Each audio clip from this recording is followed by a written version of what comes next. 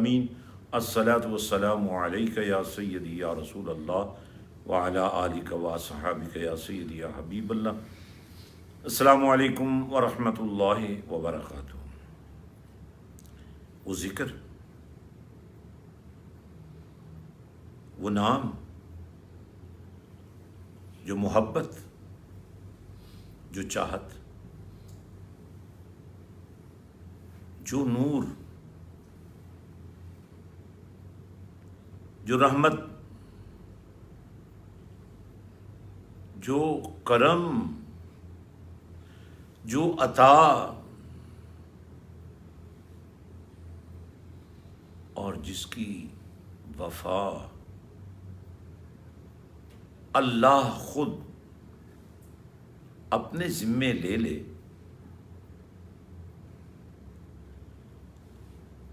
ناظرین یہ ذکر جو ہے اس کی ادائیگی زبان سے ہوتی ہے۔ ہم نے بہت دیکھا ہے زبانیں لڑکھڑا جاتی ہیں، لیکن جب اللہ فرماتا ہے وَرَفَعْنَا لَكَ ذِكْرَكَ کہ اے پیارے حبیب صلی اللہ علیہ وسلم ہم نے آپ کے ذکر کو آپ کے لیے بلند کر دیا ہے، تو یہ ذکر کیسا ہوگا، یہ نور کیسا ہوگا، یہ حقیقت کیسی ہوگی، یہ جلوے کیسے ہوں گے، یہ رنگ کیسا ہوگا،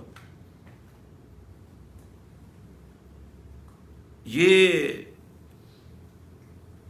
سرور کیسا ہوگا جو ذکر مصطفیٰ صلی اللہ علیہ وسلم کے نتیجے میں جلوہ گر ہوگا۔ اے پیارے حبیب صلی اللہ علیہ وآلہ وسلم ہم نے آپ کے لیے آپ کے ذکر کو بلند کر دیا ہے، اب جب ذمہ داری اللہ کسی اور پہ نہیں ڈال رہا، اسی بات کو ہم سمجھ سکتے ہیں نام محمد صلی اللہ علیہ وآلہ وسلم سے حمد کیا گیا، حد سے بڑھ کر حمد کیا گیا، حد سے بڑھ کر تعریف کیا گیا، حد سے بڑھ کر بیان کیا گیا، حد سے بڑھ کر محبت کیا گیا، حد سے بڑھ کر عزت دی گئی، حد سے بڑھ کر بلندی دی گئی۔ یہ حد سے بڑھ کر اس لیے ہے کہ یہ عزت دینے والا وہ ہے، یہ وقار دینے والا وہ ہے، یہ شان دینے والا وہ ہے جو سب سے زیادہ بلند ہے۔ اور جب بلندیوں کا مالک صرف فرشتوں کے ذریعے نہیں، صرف مومنوں کے ذریعے نہیں، بلکہ خود اپنے پاس بلا کر زمین و آسمان کی وسعتوں کے تنابیں کھینچ کر، وہ منظر کیسا ہوگا جب کملی والے آقا صلی اللہ علیہ وآلہ وسلم حضرت ام ہانی کے گھر سے چلے ہوں گے، حرم کعبہ سے چلے ہوں گے، اور قرآن نے اس منظر کو بیان کیا، سبحان الذی اسریٰ بعبدہ لیلا من المسجد الحرام الی المسجد الاقصی، بے شک لے جانے والا اللہ ہی ہے، یہ اس کا ہی اہتمام ہے، جبریل دربان بنا ہوا ہے، براق سواری کے لیے حاضر ہے، ادھر سے یہ قافلہ عشق و مستی چلا، ادھر سے انبیاء کرام اپنی اپنی خبروں سے چل پڑے۔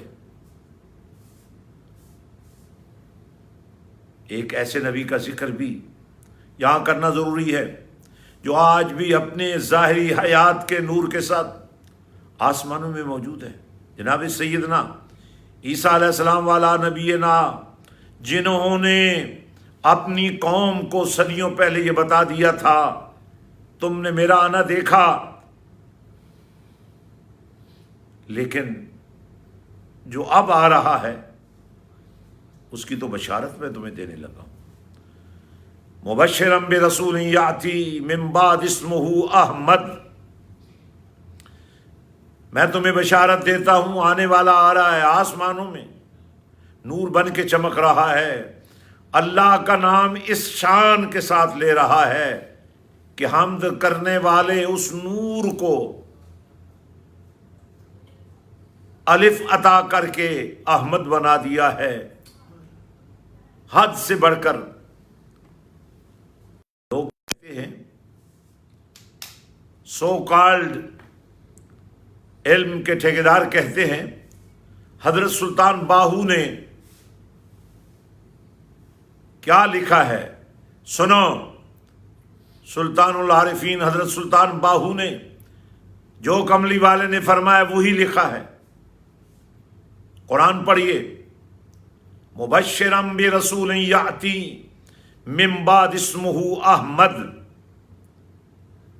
حد سے بڑھ کر اللہ کی حمد کرنے والا آسمانوں پر اللہ کے ذکر کے نور سے چمک رہا ہے، اور اس شان الوہیت کو سلطان العارفین حضرت سلطان باہو نے بیان کیا۔ بے بسم اللہ اسم اللہ دا اے بھی گہنا بھارا ہو۔ اب قاعدہ یہ ہے، اصول یہ ہے، طریقہ یہ ہے،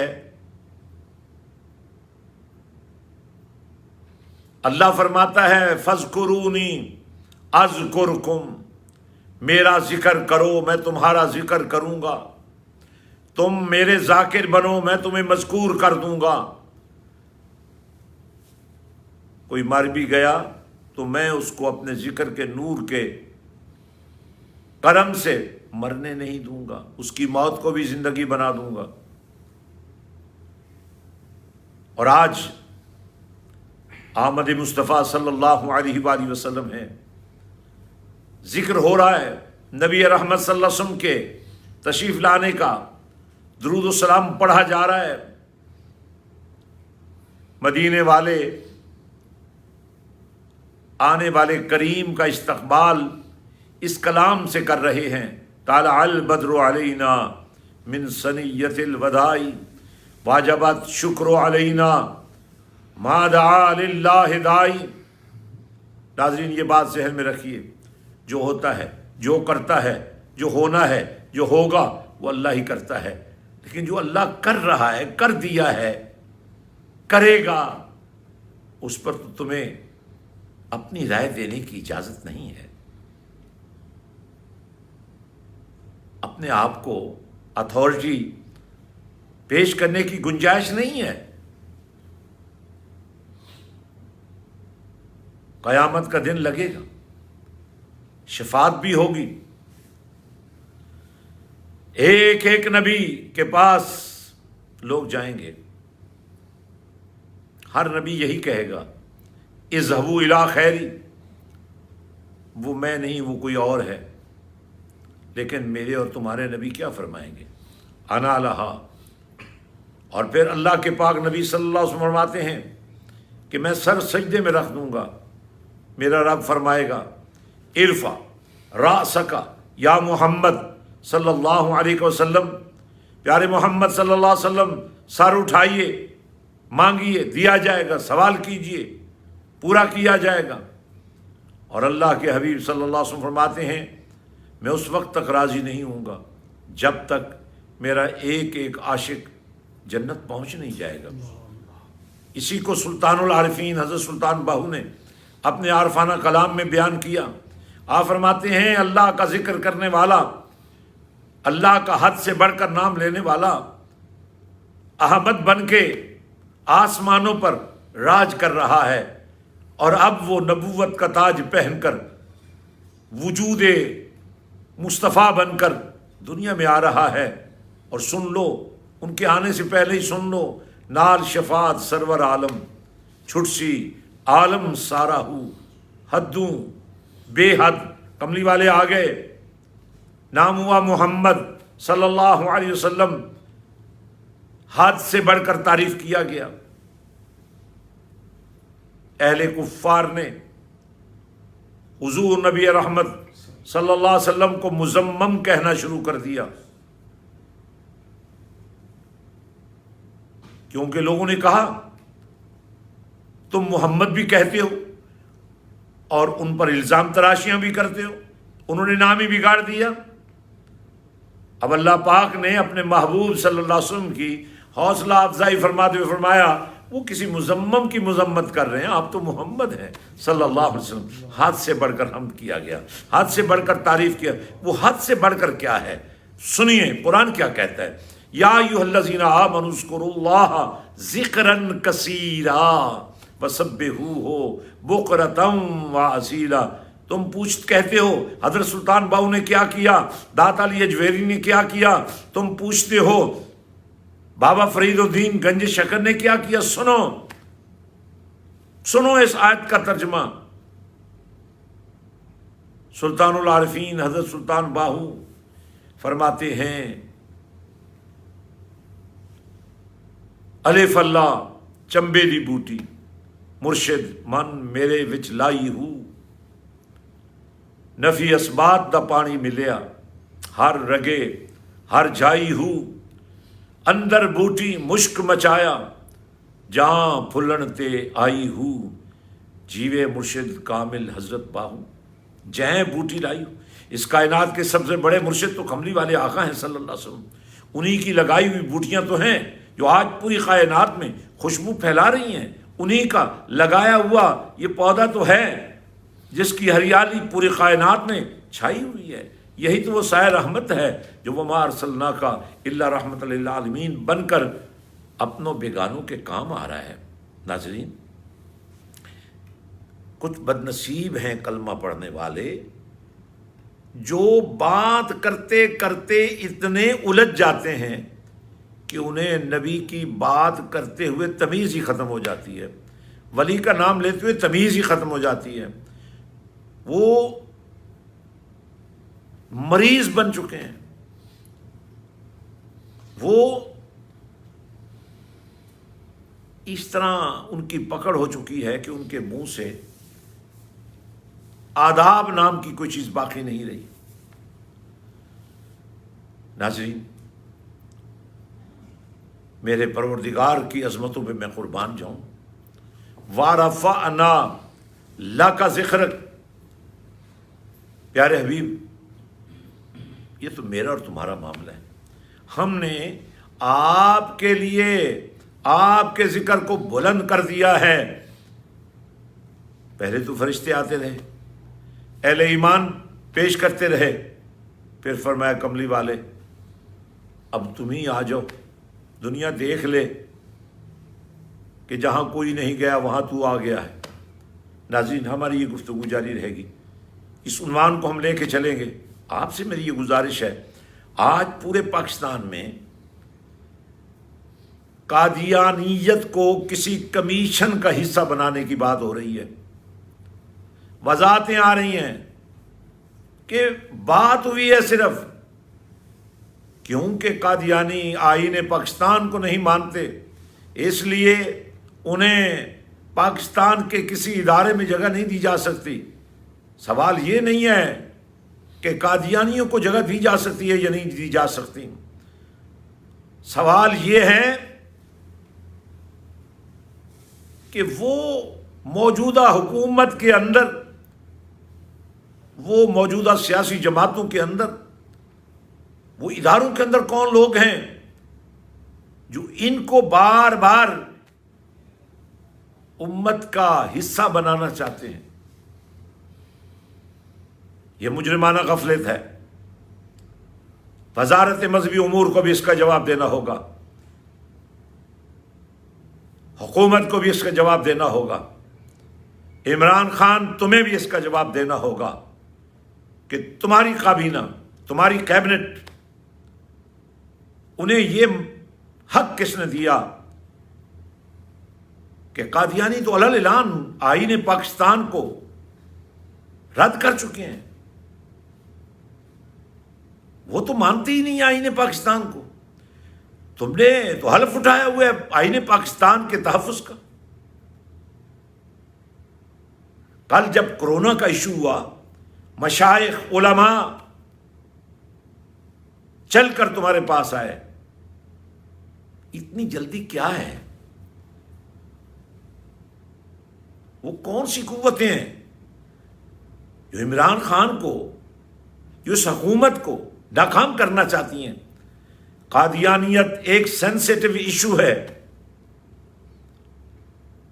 اب جب آپ نے ان کو نام مسلم ڈکلیئر کر دیا ہے، ان کی جان لینے کا تو آپ کو حق نہیں ہے، لیکن اپنا ایمان دینے کا بھی تمہیں حق تو نہیں ہے نا۔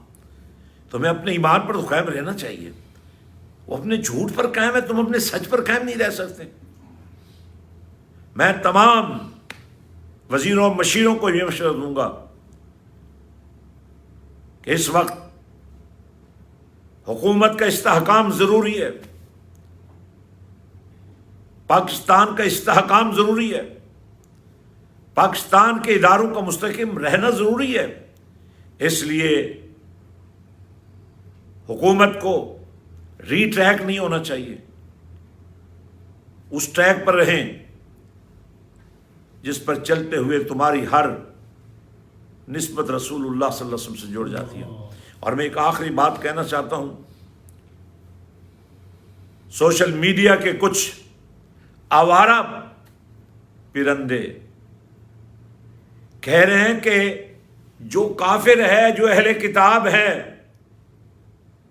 مرزائی ان سے بہتر ہیں کہ وہ ہمارے نبی کو مانتے ہیں۔ کیا مانتے ہیں یہ بتائیے؟ وہ تو اسے مانتے ہیں۔ اگر وہ ہمارے نبی کو مانتے تو ہمارے نبی نے تو فرما دیا انا خاتم النبیین ولا نبی بعدی ولا رسول بعدی، میں آخری نبی ہوں، میں خاتم الانبیاء ہوں، میرے بعد کوئی نبی نہیں، کوئی رسول نہیں ہے۔ تو یہ مان رہے ہیں وہ۔ میرا خیال ہے آپ کو اپنا مینٹل، جس طرح کرونا کا ٹیسٹ ہوتا ہے نا، اسی طرح آپ کے مینٹل لیول کو چیک کرنا چاہیے۔ وہ تمام علماء، وہ تمام اسکالرز جو سوشل میڈیا کے اندر گندگی پھیلا رہے ہیں، اسلام کے دامن کو داغدار کر رہے ہیں، تمام امت کا فریضہ ہے کہ وہ باہم مل کر ان کا راستہ بند کریں اور انہیں احساس دلائیں کہ کلمہ پڑھا ہوا ہے تم نے، کم از کم کلمہ پڑھنے کے بعد تمہیں عبداللہ ابن ابی والا کردار تو نہیں ادا کرنا چاہیے۔ اللہ تعالیٰ ہمیں حضور نبی رحمت صلی اللہ علیہ وسلم کا نہ صرف سچا عاشق بنائے، بلکہ ان کے نام پر کٹ مرنے والا اور ان کی محبت میں سب کچھ لٹانے والا بنا دے۔ وآخر دعوانا ان الحمدللہ رب العالمین۔ اگر تم رات کو گھر جا کر ماں باپ سے صرف مسکرا کے بات ہی کر لیا کرو، جس مدینے والے کا تم نے کلمہ پڑھا ہے، کبھی اس کی اداؤں پر قربان ہو کر دیکھا کرو یار۔ جب ایک باپ اپنی جوان بیٹیوں کے گھر بیٹھے ہوئے گانے سن رہا ہے، اگر آپ کا بیٹا آپ کو انگلی سے پکڑ کر جہنم سے نکال کر جنت میں لے جائے۔ دیکھیے روحانی دنیا وِد صاحبزادہ حضرت پیر سلطان فیاض الحسن سروری قادری کے ساتھ۔